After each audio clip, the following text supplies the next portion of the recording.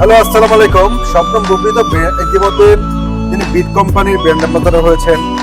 Mega cricket world bet company, যে company তিনি brand ambassador হয়েছেন, এবং তিনি সেটাতে ইতিমধ্যে যুক্ত হয়ে তিনি খুব প্রাউডফুলি সেটা অ্যানাউন্স করেছেন।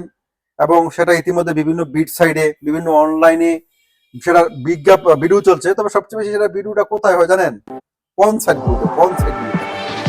যাই হোক, তবে স্বপ্নম বুবলি তার সোশ্যাল মিডিয়াতে যে অ্যানাউন্সমেন্টটা দিয়েছেন, তিনি যে মেগা যে জুয়ার ফেরের সাথে যুক্ত হয়েছেন, তিনি যে জুয়ার যে প্রচার প্রচারণার সাথে, এবং তিনি তার ভক্তদেরকে জুয়া খেলার প্রতি যে একটা উন্মাদনা তৈরি করেছেন, যেন তার ভক্তরা জুয়া খেলার সাথে যুক্ত হয়। এমন সব বুবলি ভক্তরা অবশ্যই ইতিমধ্যে অনেকেই বিট সাইডের আইডি খুলেছেন, তাই না? তো এখন শবনম বুবলির এই ভিডিও পোস্ট করতে গিয়ে তিনি কমেন্ট সেকশনটা অফ করে দিয়েছেন। কেন? মেগা ক্রিকেট ওয়ার্ল্ডের উত্তেজনা পেয়ে যাও, ক্রিকেট থেকে শুরু করে ফুটবল, দেখতে বাস্কেটবল। পাচ্ছেন অবশ্যই। কেন শবনম বুবলি কেন কমেন্ট সেকশনটা অফ করে রাখলেন?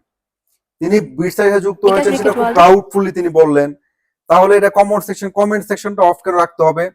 এবং শবনম বুবলি ভক্তরা কি ইতিমধ্যে কে কে আপনারা একটু কমেন্টস করে জানিয়ে দিবেন, এবং এটা অবশ্যই শেয়ার করে জানিয়ে দিবেন। যেহেতু বুবলি বিট সাইডে যুক্ত হয়েছেন, তো শবনম বুবলি ভক্তদের দায়িত্ব পড়ে এটা, যে বুবলি ভক্তরা ইতিমধ্যে বিট সাইডে আইডি খুলেছে এবং খুলে তারা জুয়া খেলা শুরু করে দিয়েছে।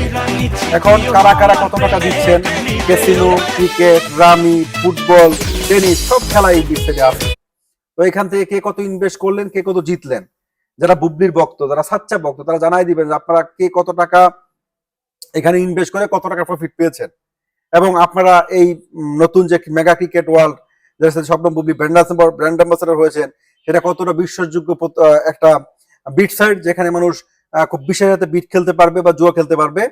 তো বুবলি ভক্তরা অবশ্যই সেটা বলবেন যে আপনারা কি কি ফেসিলিটি পেয়েছেন সেখানে আইডি খুলে, বা সেখানে ইনভেস্ট করে কতটা প্রফিট হয়েছেন, বা কারা কারা ভিক্ষার থলি হাতে নিয়ে বসার জন্য রেডি হচ্ছেন।